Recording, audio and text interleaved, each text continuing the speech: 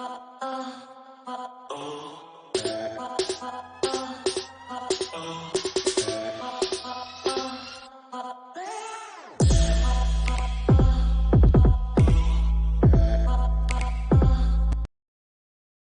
everybody, it's 7 o'clock on a Thursday night. You know what that means. This is the Functional Gentleman. I'm your host, Roy Gravis. There is no Smooth today. Smooth is out with the flu, so we wish Bucky a speedy recovery for that. But as always, behind the fake ass glass to my right. And by the way, your brothers need to quit saying that because I have that copyrighted. Oh, okay. So they can't say fake ass glass no more. It's my thing.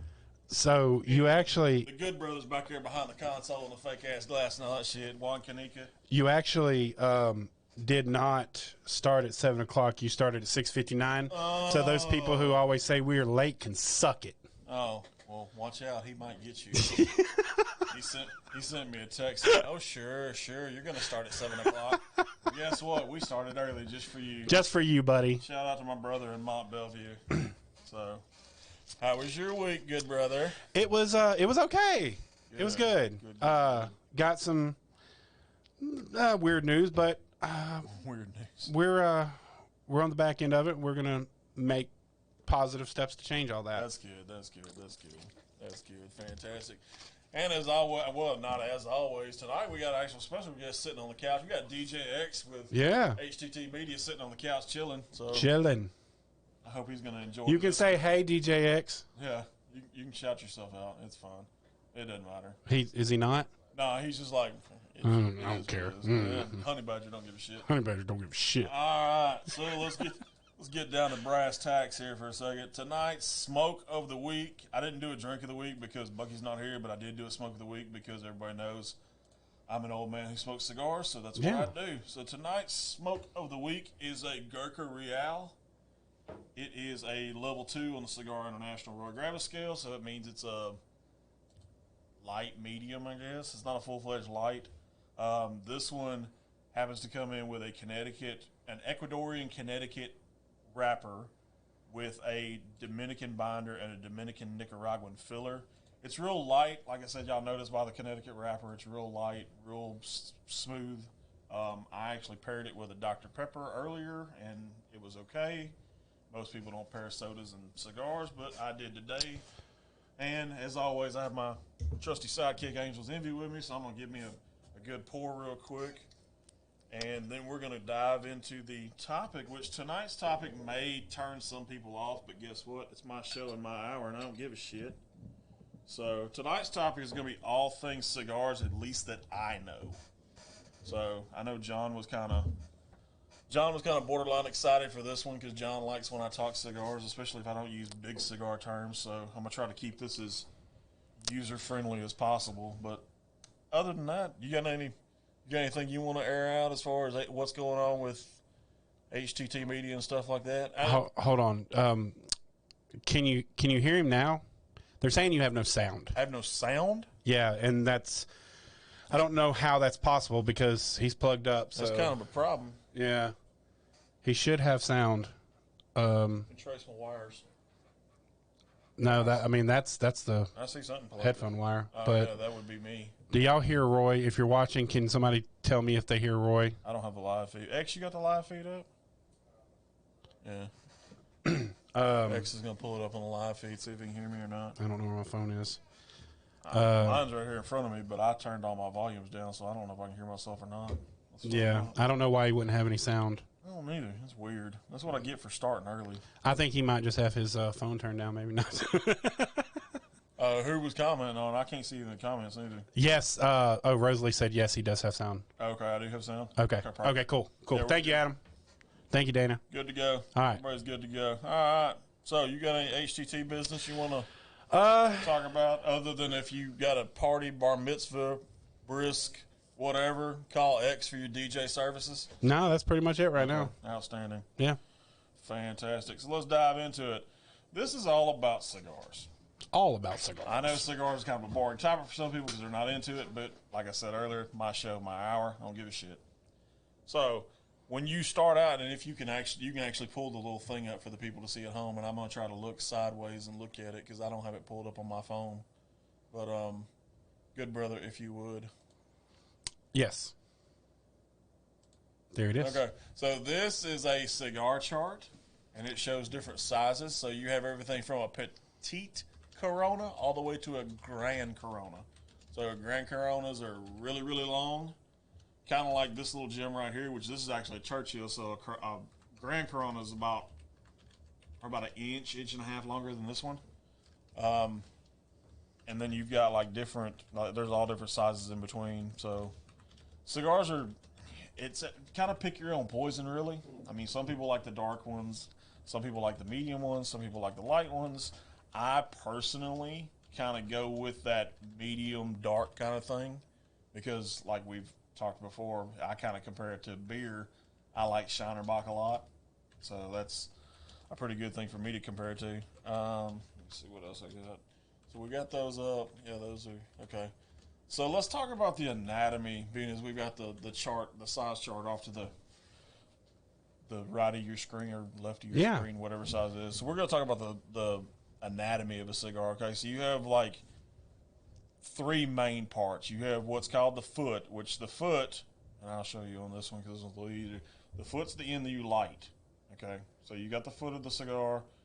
The whole body part is actually referred to as the shaft. Yes, I know. Hold the sophomore humor jokes because I said the word shaft. I like I'm just saying the first one on there is petite. Oh, yeah, petite. But and then you've got what is called the rounded part going towards the tip is called the shoulder, and then you have the actual cap. So most people will tell you if you use, like we'll use for example, if you use a guillotine cutter, which I have one in front of me, this is a guillotine cutter, pull it up, put the cigar in, flip it all day long. You don't want to clip past the cap. And the reason why is because they use what's called cigar glue to bind all the wrappers outside and inside. And if you clip too far past the cap, you will actually cause the cigar to unravel. So, fun little fact there. Yeah, you didn't know they used. I think you had told me that one time because I bought a cigar or something like that, and it started unraveling, and you showed me that. You were like, "That's why it's unraveling." Yeah, because you went past the cap. Yeah. So, and there's different methods to cut too. Like I don't really guillotine cut. The only thing I use a guillotine cutter for is to cut the end if I'm going to relight and smoke later. But for me, I go two methods. I either go with a V-cut, which we've talked about before, which makes a little notch in it, kind of like what you're looking at right now. That little V-looking notch, that's a V-cut. And then a punch cut, which we've shown before is the little hole that I punch in the end of it. The punch cut is kind of good if you've got a bigger cigar because it kind of filters the draw down to a smaller amount. But if you go too big, then you're going to have to take what's called a draw knife, which is basically like a really long, I refer to it as kind of like the umbrella, the little shaft on the umbrella drinks, the real long toothpick. Yeah, that part. So what you'll do is you'll put it in, you'll kind of work it around a little bit to kind of open up the binding and the fillers and stuff like that to get a better draw in. Okay, yeah. But that makes sense. Yeah, it makes sense. And I mean, there's so many different things as far as, hang on a second, I'm a little parched. Just a little parched. I love that stuff. Angel's Envy, my favorite thing in the world. Favorite. But yeah, I mean, like with cigars, it's kind of really, there are people that'll tell you, oh, you can't do this and you can't do that. Like one of the big things that most cigar people will tell you is if you're in a humidor and the cigar is unwrapped, which means it's not in cellophane. Like most of mine are all in cellophane, okay? It's no big secret. I don't do the unwrapped cigar, so to speak, because number one, I'm somewhat of a germaphobe, and people's hands touching cigars that I don't know where their hands have been is kind of a bad thing. But two, you have a lot of cigar people that literally walk in, and it's kind of gross. They walk in, they'll pick up an actual unwrapped cigar, and then they'll run it across their nose and smell it. I don't want your nose boogers on something I fix to smoke. Sorry, I just don't. So, I guess as far as etiquette wise go, don't sniff a unwrapped cigar. That's just plain ass nasty. All it is to it.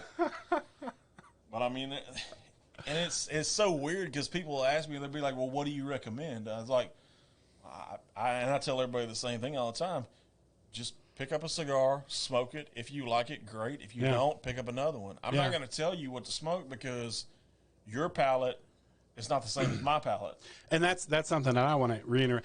I don't think, and maybe I'm wrong about this, but I don't think you can really understand the taste and smell of a cigar unless you smoke it. Doing the whole smell test isn't. No, it's not going to get you what you want. Because there's literally and it's been proven, there's literally probably about 5% of the population that can actually tell you the flavor notes just by running a cigar across their nose. Yeah, that's what I was going to say. There's so many notes in a cigar. So few people that can do it. Yeah.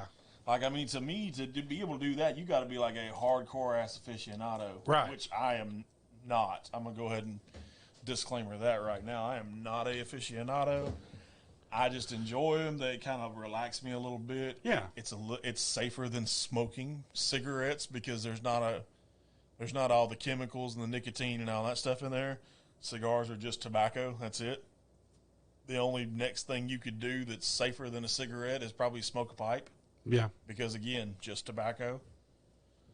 But and that's the thing that kind of bothers me with people. People will sit there and tell you, "Oh, you only need to smoke Cohibas," which is an expensive cigar. Cohibas run between $15 and $20 a stick. Okay.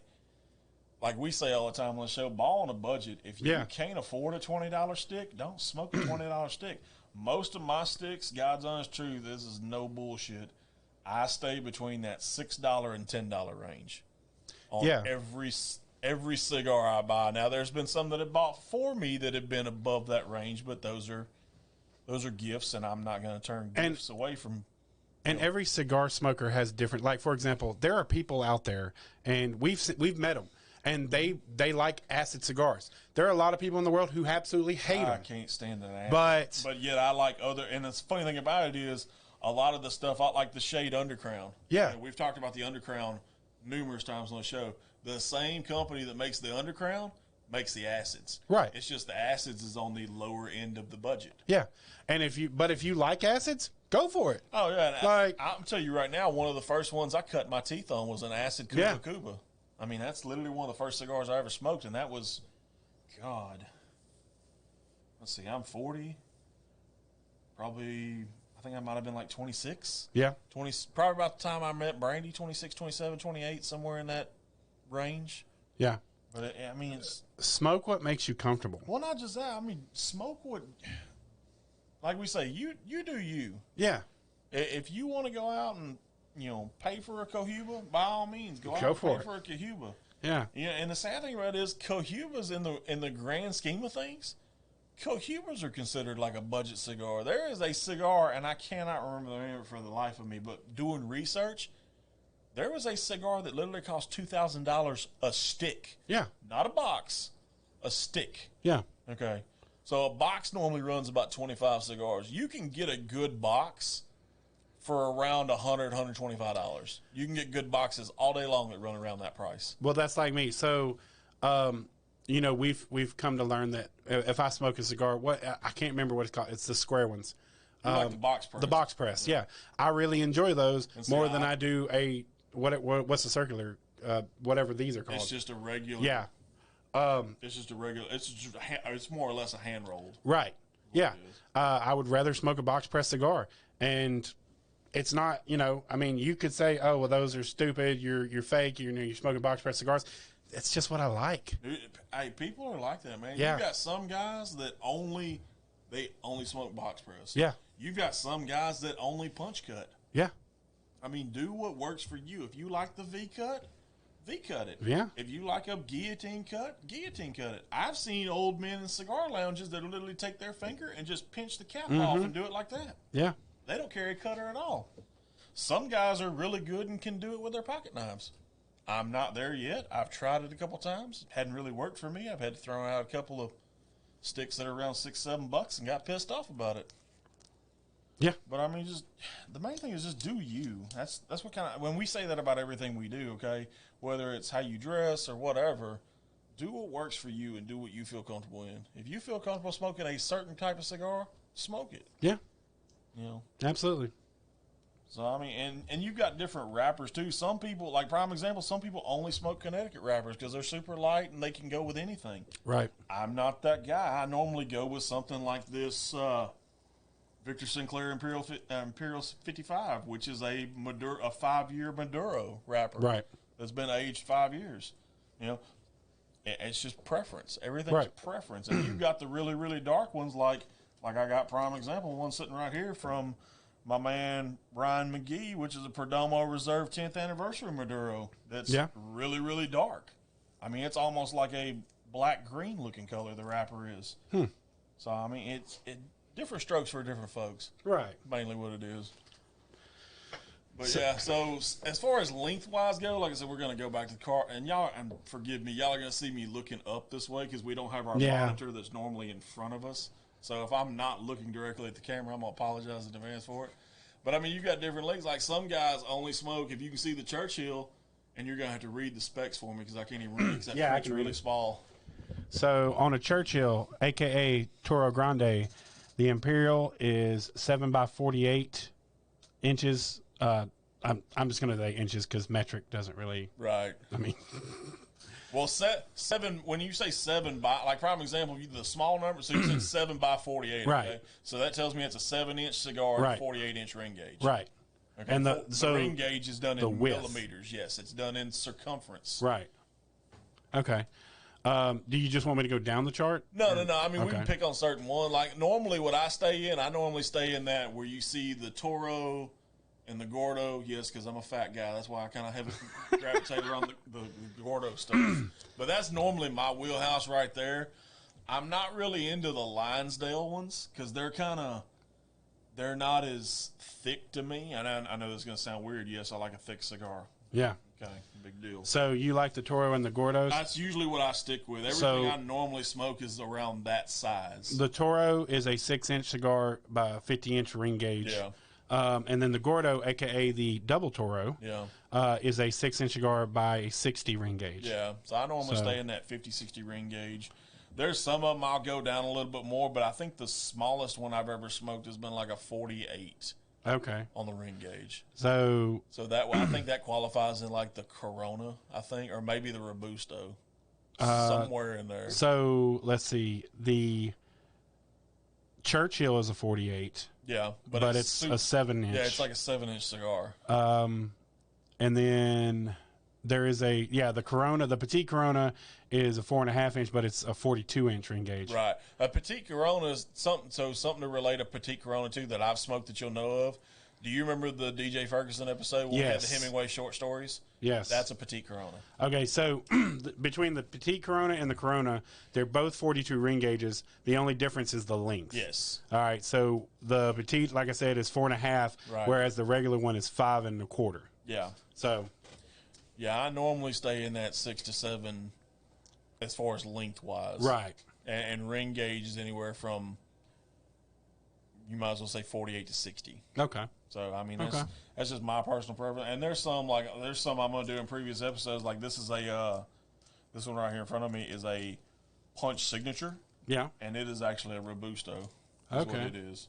So, you've got a punch signature Robusto. Like I said, the Victor Sinclair is more of a, I think it would actually fall in that, probably in that Gordo, maybe a little bit bigger than a Gordo. Okay.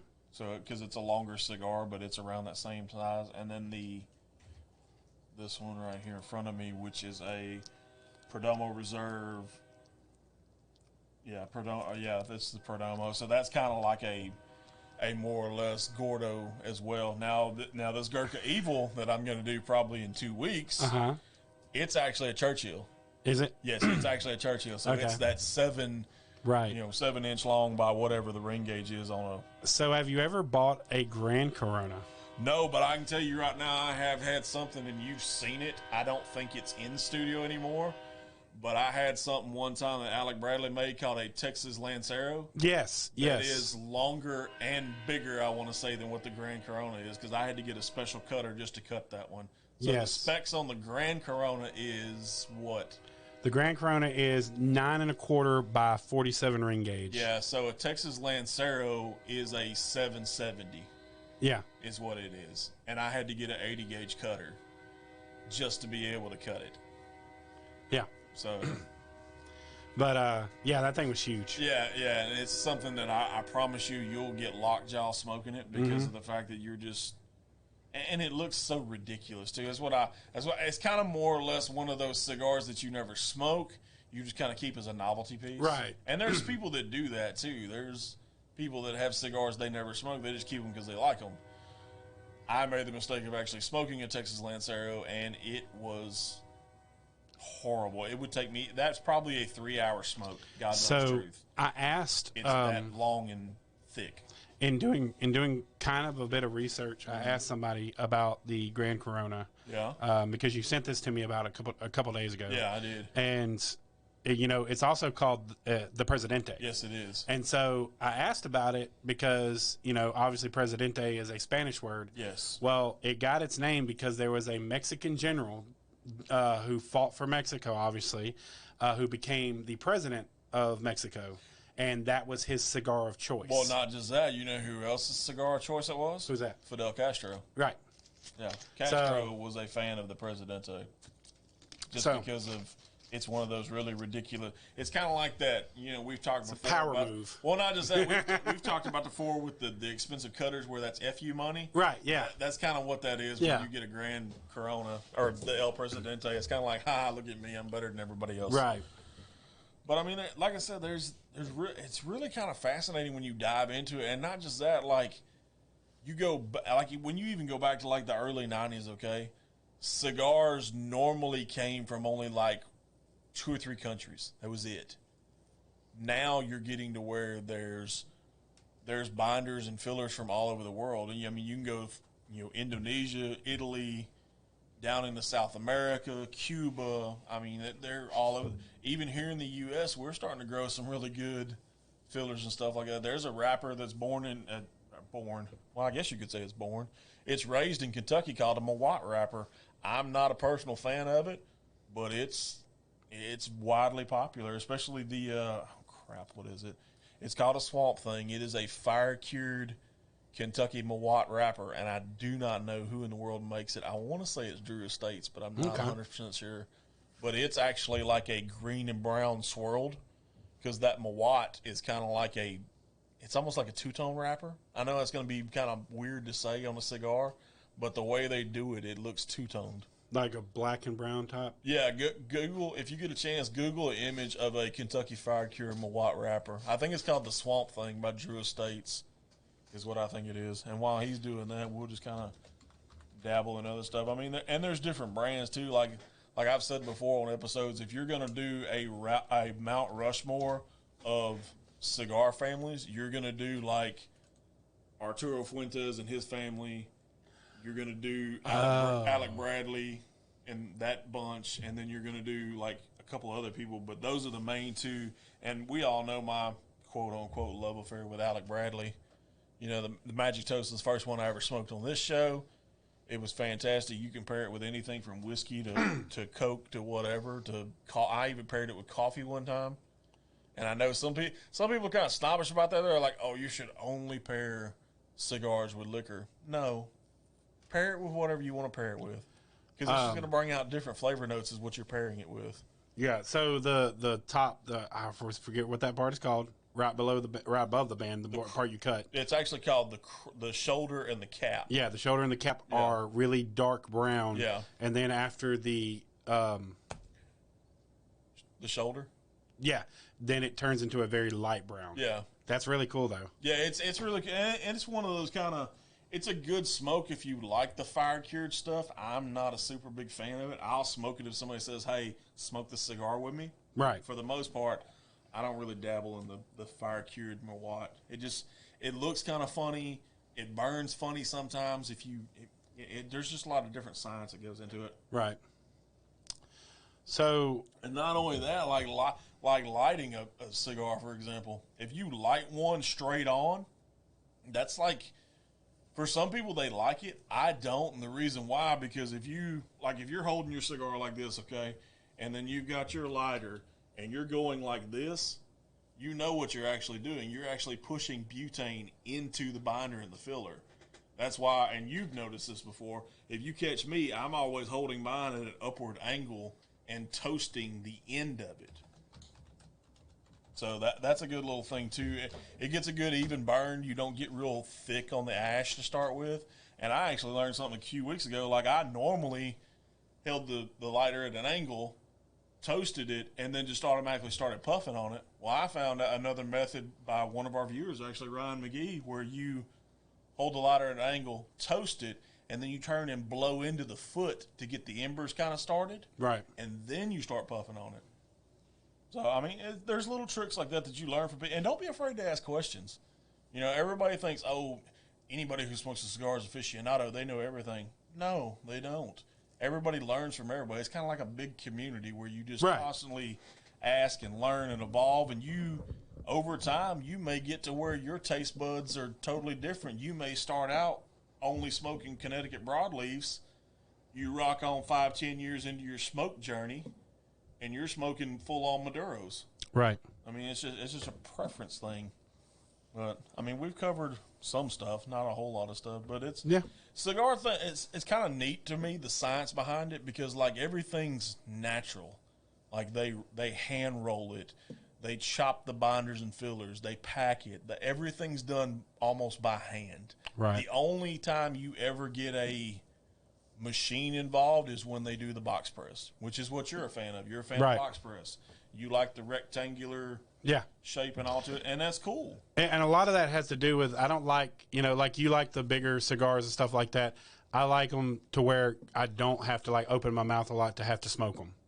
Right. And that's just something with me, because I have my jawline is it hurts sometimes. Well, you also have a delicate throat too. Yes, so. I do. I have a delicate throat. You do have a delicate throat. By the way, is the delicate throat going to be in action Friday night? It was Betty White birthday party. I didn't want it to be in action last week at the New Year's Eve party, but it was.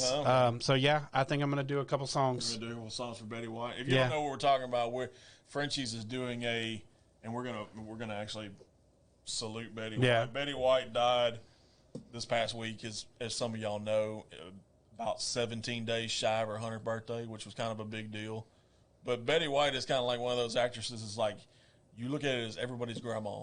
Like everybody wishes they had a grandma like Betty White. Right. So that's good. I like that Frenchie's is doing that. The wife and I, we should be here, barring something that comes up last minute. But we should be here as well for that night. So is there do you have any questions like that you don't really know about as far as? No, the only thing that obviously with me, it's very weird. I'm a very weird cigar smoker, mainly because of my allergens. Yeah. Because if y'all don't know, I am allergic to cedar. Right. And the sad thing about it is you can't really smoke anything that comes in a tube, because 100% of tube cigars that come in metal tubes have cedar liners in them, basically. But I did, so I'm going to share a little story, okay? And I found this out because I do a lot of research and side study and stuff like that. So we're going to backtrack to 1989, okay? Okay. And this has nothing to do with me. This is just a story by probably one of the most famous cigar smokers of our time. Okay. A gentleman by the name of Arnold Schwarzenegger. Right. So Schwarzenegger goes to this bar, or restaurant rather. It's a 5-star restaurant in Los Angeles. And he orders a whiskey and he orders a cigar with it. And you're going to love this. So the waiter brings out his whiskey, and he also brings out a bottle of tequila. And Arnold's like, I didn't order tequila. He's like, no, it's for the cigar. And he's like, for the cigar? What are you talking about? So this guy literally took it almost looks like a piece of cedar, but it's not cedar. It's some other type of wood that's real kind of paintbrushy. Uh-huh. And he dipped this piece of wood in the tequila and painted the tequila on the cigar. Huh. And then asked Arnold to light said cigar, and once he lit it, they dipped the shoulder where the crown and cap and all that is. Yeah. They dipped that in the tequila, and then Arnold smoked it.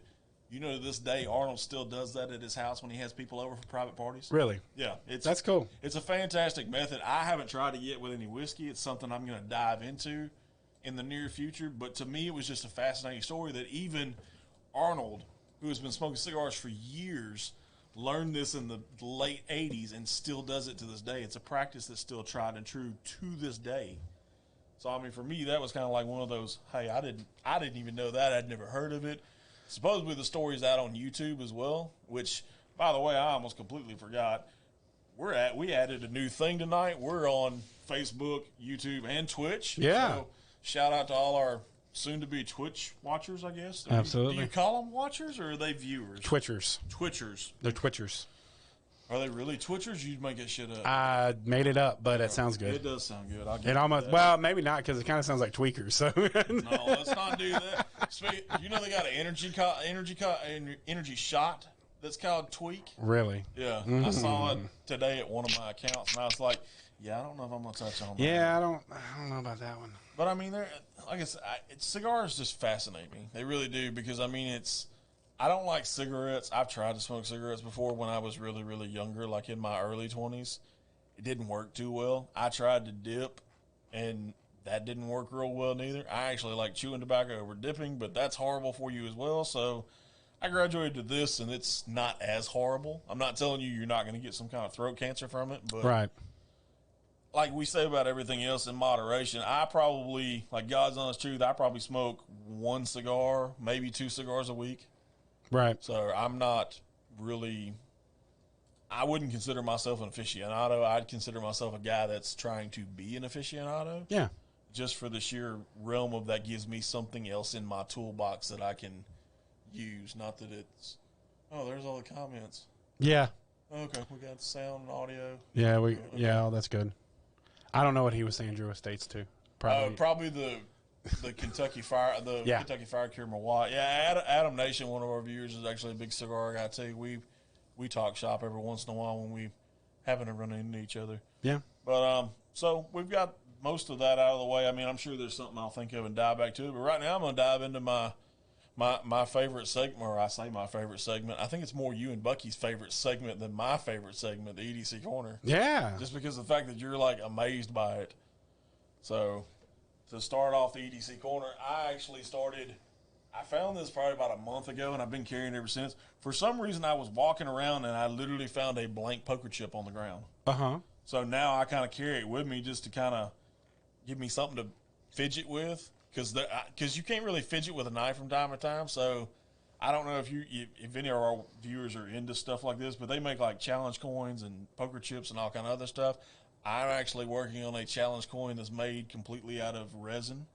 Okay. Right now, so we're in the works on that. You'll be able to catch that soon on one of our merch outlets, whether it's going to be a Pleek or our Streamlab store whenever we get that up and running, which should be probably in the next 2 months, I think. Right. I think we're still working on that.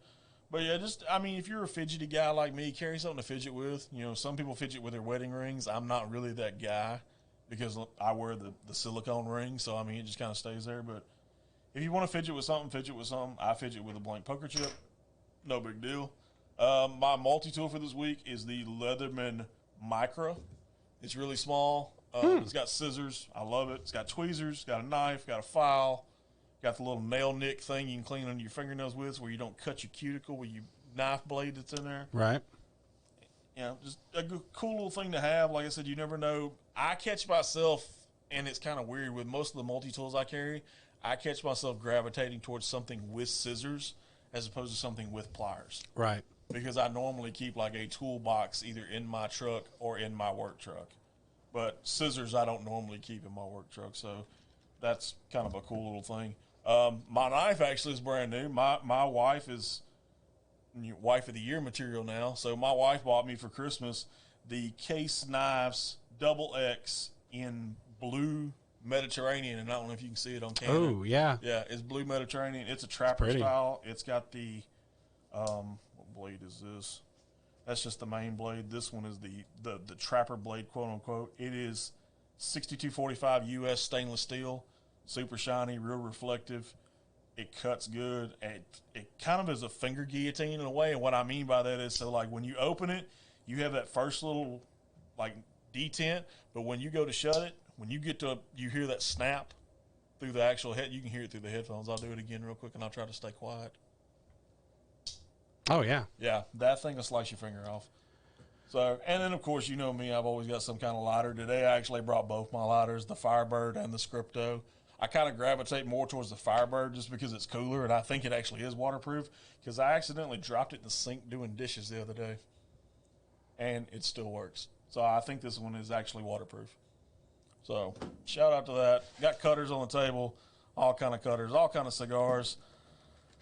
Just a fun night, you know, a little different with Smooth not being here. I've been kind of checking. I think he's actually getting tired of hearing from me for text message because normally I start my text messaging day with Smooth on how you feeling today. So, but he is getting better. He should quote unquote be back next week. I don't know yet. It just depends on how long this flu thing lasts. I know he's slept more in the last 3 days I think than he has in his entire life. So he's getting better, but other than that, I mean, it's a good thing. You want to dive into the top 5? Yeah. So tonight's top 5, and I sent it through text, and if anybody wants to kind of why do we have a YouTuber speaking in another language? I don't know. You never know with these things. Hey, maybe it's one of our Romanian listeners. Yeah. I hear we're big in Romania. There you go. At least that's what I hear. That's what our Anchor analytics tell us, is that we're big in Romania. Okay, so top 5 Betty White movies in honor of Betty White. So, do you have any honorable mentions? Because I know if your research was anything like mine, Betty White has not been in a whole lot of movies. She's done more television than it was really hard. I think if you do honorable mentions, you can throw in some of those TV shows, like obviously the Betty White Show. Right. If we're just doing movies, then you'd have to throw in the Golden Girls, of course. Did the Golden Girls actually do a movie? No, it was just television. Okay. I don't know if they ever actually did a made-for-TV movie. They should have done one. But yeah, so those kind of stuff. But if you are doing movies, you ready for number 5? I am. Go ahead. My number 5, and not a lot of people know this, but she was in The Lorax. Yeah, she did voice work. It's not that's not my number 5. She was Grammy Norma. But, yeah, I mean, I can get down with it. My number 5 movie for Betty White it's kind of a cheesy one. My wife and I watch it. It's called The Lost Valentine. Yes. It's got Betty White and Jennifer Love Hewitt, who, by the way, kind of had a crush on in the late 90s because she was hot. Absolutely. That's another story for another day. Good movie. It kind of pulls at the heartstrings a little bit. Right. It's a good tearjerker. I watch it with the wife normally around Valentine's Day because, as it says in the title, it's Lost Valentine. So, yeah. Good stuff. Yeah. What's your number 4? My number 4 is actually another cartoon. It's Toy Story 4 when she plays Bitey White. She plays Bitey White, yeah. Oh, man. For me, it was a 1999, another rom-com, oddly enough. The Story of Us with Bruce Willis and Michelle Pfeiffer. Absolutely. She plays a little small role in that. It's good stuff. Right. I'm getting there, little brother. Calm down. That's on my list. He just sent me a text talking about one of the Betty White movies. I think it's going to be both of our number 1s. No, I can tell you right now it's not my number 1. Oh, is it? Okay. No, not my number 1 by far. Okay. It actually shows up, I think, let me see. Yeah, it shows up. It's in my top 2. I'll say it like that. Okay. So we just did number 4, right? Right. So number 3. My number 3 is Lake Placid. And that's the one he texted about. Oh, really? I have Lake Placid ranked slightly higher than you do. Okay. But, yeah. My number 3 is Bringing Down the House. Okay. She had a small little role in that, too, but she's funny in everything she does. For those of you who don't know about Bringing Down the House, it is where Steve Martin is, I think, an attorney. It's been a while since I've seen it. And Queen Latifah is like a client of his, and yet, oddly enough, she falls in love with Eugene Levy, which is hilarious because that guy's funny as all crap, too. And, and Betty White has a small little cameo in that. Yeah. So that's my number 3. Yeah. So what's your number 2? My number 2 is actually Bringing Down the House. Oh, yeah. I love it. So you and I swapped Lake Placid. Yeah. Okay, cool. I like it, yeah. So my number 2, as we just discussed, my number 2 is Lake Placid. I love her in that when she's like, I'm rooting for the crocodile, and I hope he eats all my friends. I love that line. And the fact that she's just walking around throwing feed out and then throws stuff in the water, and she's just feeding this crocodile, and he's big as shit. Yeah. So I think I know, based off your list, I think you and I have the same number 1. Can we say it together? No, we can't say it together. Oh, man. And we're not that cool. All right. My number 1, dun da da da, The Proposal. Yep. That woman made that movie. Oh my God! Not only that. Ryan Reynolds and Sandra Bullock are amazing, but if Betty White hadn't have been in The Proposal, it would not have been as great as it was. So I'm going to tell you, it's no surprise to you. My number one Betty White movie was The Proposal. Yes. But the only reason why I like the movie is the fact that when Betty White and Sandra Bullock are in the woods, around the campfire, and Sandra Bullock literally starts singing the lyrics to Little John, Yeah. to the window, to the wall, and then she's talking about sweat draining down her balls and all that shit. And so Betty White's like, "Your balls in your heart?" I mean, it's just one of those lines where you're like, what the heck? And then the commercial that goes along with it with Ryan Reynolds and Betty White, which was the thing where she thought he was, and I know your brothers touched on this last night. Betty White thought that Ryan Reynolds was really an intern, and she looks at him like, go get me coffee. And Ryan Reynolds literally goes, if Betty White asks you to go get her coffee, you go get her fucking coffee. Because it's Betty White. I mean, that's just the sheer fact of it. Now, TV shows is different. I loved her in Hot in Cleveland. I thought that was one of the funniest TV shows she's ever done. Everybody automatically gravitates to the Golden Girls. Yeah, Golden Girls, sorry. But, yeah, and there was a lot of stuff I didn't realize that she was in. Like, I didn't realize she was in Hercules, the cartoon. Yeah. Didn't realize she had a voiceover role in that. Yeah. Until I got to doing research on it. But, yeah, so shout out to Betty White. Yeah. Like I said, I hate she's gone. She was funny as all get out. I would even go as far as, not only the nation, but the world's grandmother. Yes, I would say she's the world's grandmother, too. Because, I mean, Golden Girls probably aired in foreign languages and all kind of other stuff in different countries because it was wildly popular. So, and I can't remember the story, but one of my favorite stories about her, real quick, was during her show, when she had the Betty White show. Oh, yeah, I forgot about that show.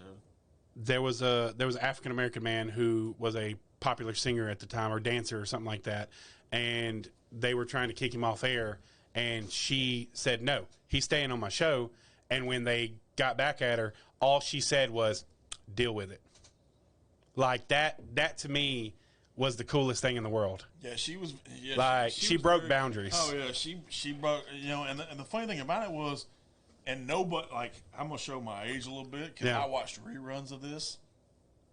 Mary Tyler Moore Show. Oh, yeah. She was like a man chaser. Like, she was talking about how she'd do stuff with all these men. And back in the early 70s, that was kind of like risque television. You didn't talk about that on TV.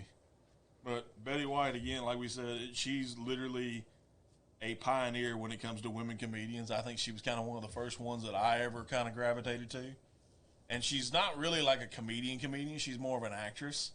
But yet she's so funny in her delivery. It's just, she would have been a really good stand-up comedian, I think. If she actually pursued it, I think she'd have been a good one. So, other than that, and we've got all the good stuff out of the way, man, I feel like we just kind of flew through this. Yeah, I mean. Like, really. I mean, I hate it. I had other plans for this episode, but like I said, our homie, Mr. Smooth, down with the flu, so we adjusted on the fly. I know this episode is probably not going to be the most viewed episode. Don't really care. Still kind of therapy for me. Yeah. Therapy for the good brother. We got X in studio. X seems to enjoy it. He's laughed a couple of times.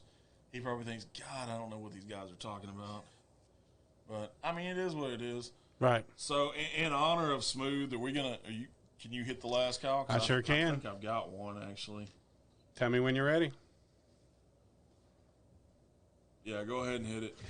Last call, forever. So tonight's last call is going to be very simple. Everybody's going to understand it. As we've talked about in cigar smoking and as we talk about in life, do what you feel comfortable doing. Don't let anybody tell you you're doing something wrong. Whatever makes you happy and whatever you enjoy, do it for you. Don't do it for anybody else. So, last call. Awesome. As always, this has been The Functional Gentleman. You can catch us on the email, functionyourway@gmail.com. Eventually, we're going to have some other outlets that you can catch us on. I hear we might be dabbling in the world of TikTok. Maybe. Don't know yet. We'll get there. But, yeah, social media is an ever-evolving thing. So catch us however you can catch us. Like I said, we check the email pretty regular. I've got to reach out to a few companies. We're going to be doing some more lives soon. probably after, I'm going to say after Valentine's Day, we're probably going to hit some lives, start doing that type thing. Because I know Hop Avenue in Bridge City should be opening within the next month, I think. So it'll give them time to open. I know I've got to reach out to Shadra at Galveston Island. We're supposed to go to Galveston Island Brewery. I got to reach back out to Front Porch in Nacogdoches. We're going to go to their distillery again. So it's going to be a fun year. You're going to be able to catch us out. We're going to actually get more into the merch realm of it. We're actually going to get into giving stuff away when we go to lives. We're going to have stuff to take with us and pass out and do all that stuff, kind of get the name out there. So y'all just be on the lookout. And as always, function your way and have a good night, everybody. My tongue, get what I deserve. Trendsetter, I got style for you. Ain't seen you at the top, it's been a while for you. Pick you up and then look down on you. Take one look, no one's around for you.